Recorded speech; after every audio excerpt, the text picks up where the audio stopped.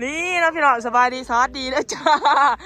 ยินดีต้อนรับเข้าสู่ช่องหลวงตายสาวเราดมณีหลวงตายสิมารีวิวเนาะพี่น้องเขาจะมาตะเกียบกาแฟ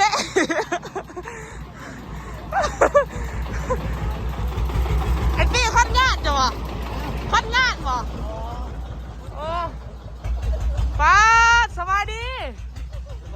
มาจะใช้นี่เจ๊กาแฟบ่ป้าได้จักโลเลยดิได้ครู200 ป้ายป้าโอ้ได้ช่องด้วยป้าพี่น้องมาตะวันอะไรดีมาตะน้องบัวโอ้สาวลาวเป็นมาตะเกียบกาแฟนะพี่น้องขอบใจเด้อป้าพี่น้องก็จะมาตะเกียบกาแฟเนาะ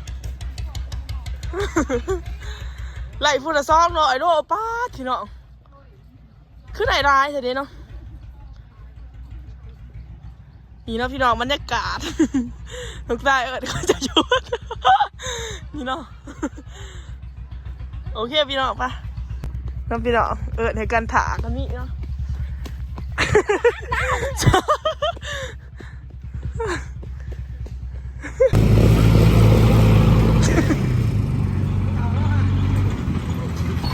น้องพี่น้องทำมากกับพี่เครื่องมะขายโบเบะ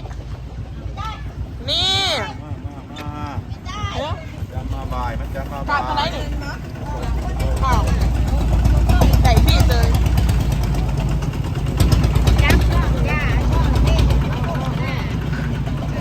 น้องพี่น้องเขาจะมาเก็บกาแฟนี่น้องพี่น้องอันนี้รถตอกว่ะโอ้แล้วอันนี้มีตำรวจนี่เนาะเฮ้ยพี่น้องหนูเอียงนี่แก้วเอ้ยแก้ว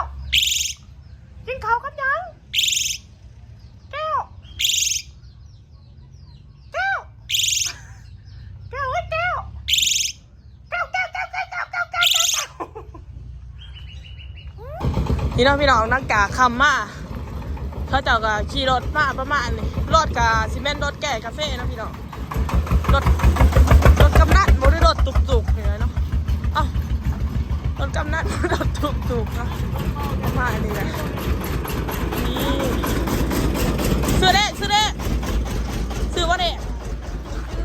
ซื้อบ่เฮ้ยตอนนี้สิขายเด็กเนาะพี่น้อ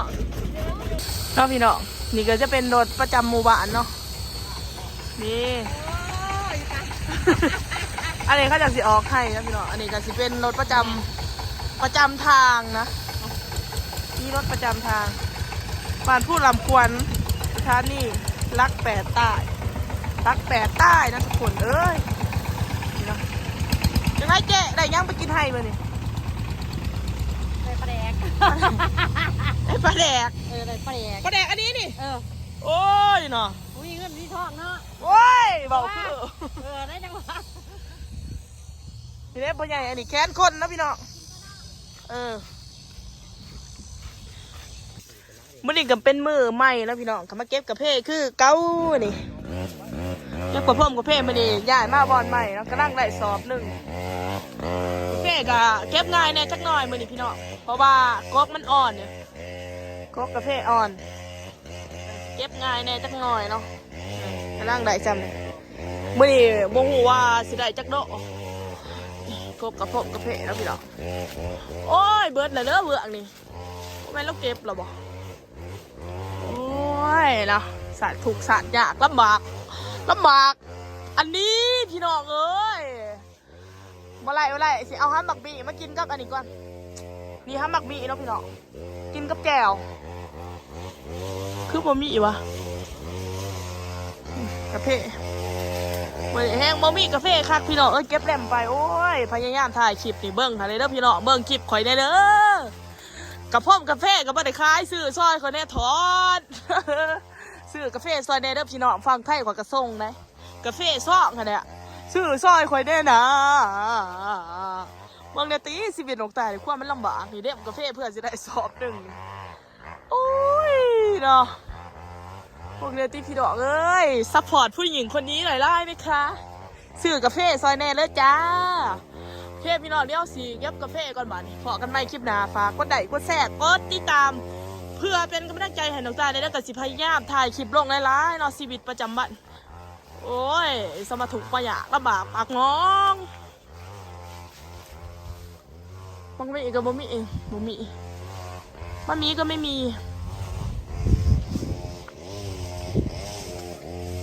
กาแฟก็โอ้ยเนาะนี่เลยเนาะพี่น้องขอกันใหม่คลิปหน้าด้วยจ้าบ๊ายบายป้าพี่น้องเกิดมากก็นั่งเคยเห็นโกบักจันเนาะมันเป็นแนวนี้หรอกสิเนาะโอ้ยวันไรเอาได้ตำแจ่วมากินเบิ้งป้าพี่น้องบักจันจนมันอันนี้โอ้จันแล้วพี่น้องนั่งจ่าออกมาตะเกียบกาแฟเพิ่นก็จะมาขายของแบบนี้เนาะ อันเท่าไหร่ อันนี้ปีกเท่าไหร่ซื้อมากินกับตำบักหุ่ง นี่เหรอหาพระ ขายดีป่ะพ่อค่ะ ก็หลายอยู่ แนทเอาแม่แนท ใครดีรอกตัวเลยนะ นี่ยังอันนี้ เดี๋ยว โอ้พ่อค้าขายของเด้อเกาะอีหยังอันนี้ กล้วยมีไก่ เกาะไอ้หมูกับมีนะพี่น้อง กล้วยมีกับไก่ มุก จะเอาอีหยังลูก มุกปลาเนี่ย มุกปลามี มุกปลาก็มี ใส่ไข่ดุมีบ่ไข่อันนั้นนะ ไข่ปีกบ่ ไข่แม่น เมื่อเลยอ่ะ เบิดน่ะโอ้ยสมยัง เป็นหมู สมเท่าไหร่ อันอาหาร อ่ะ2 อันเอาแนทซื้อให้อันนะเอาอย่างเนี้ยจะสิเอาอีหยังเนี่ย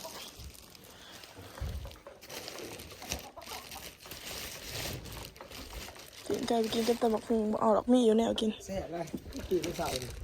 แม่อู้เราอยากได้บุญค่ะ พัน อันนี้เท่าไหร่นี่ ของกินเพี้ยนคอย โอ้ เดี๋ยวนี้กะทิอันนี้เดี๋ยวนี้กะทิกระปุ้น กระปุ่นบ่